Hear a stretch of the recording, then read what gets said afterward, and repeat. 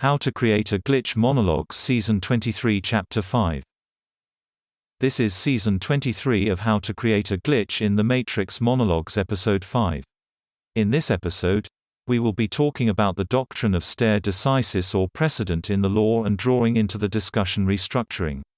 Again, restructuring is the crafting of statements of multiple meanings, multiplicity, using words with divergent meanings in different contexts. The doctrine of stare decisis is an ancient legal principle which essentially equates with the doctrine of precedent. That is, once a decision is made, that decision can be used in the same, or even different contexts to decide an issue. Now, there's a connection between these two ideas. To understand that connection, we first have to understand the context in which the doctrine of precedent arises.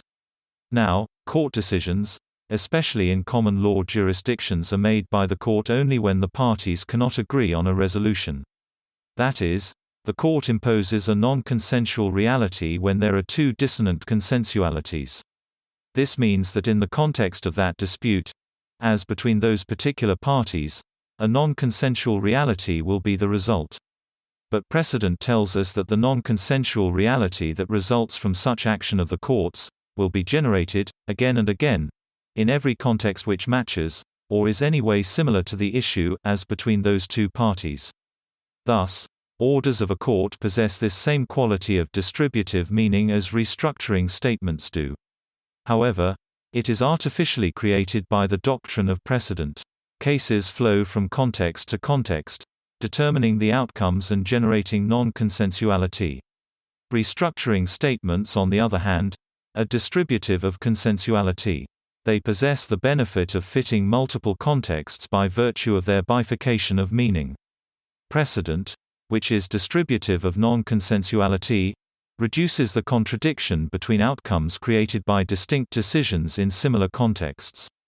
That is, it promotes the gradual erosion of dissonant consensualities in the system and their replacement with non-consensual spaces.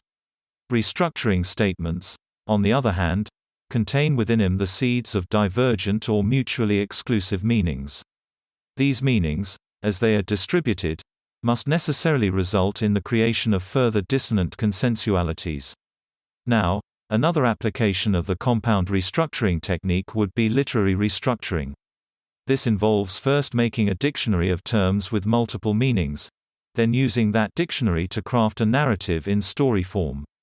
Readers would not be told that the multiple meanings are intended, which would allow them to unconsciously choose a narrative stream created by the many meanings of the text. It would be a painstaking process to craft a meaningful narrative with only a limited vocabulary, but if done properly, it would preserve multiple narratives in the text, which would be revealed by the unconscious of the readers. Also, restructuring, or statements with multiple divergent meanings, could be used to code instances of multiplicity. A statement with two consistent meanings which are divergent would signify seeing a double or doppelganger to someone who understands restructuring, etc. That's the end of the podcast for today. If you enjoyed it, please like, comment and subscribe.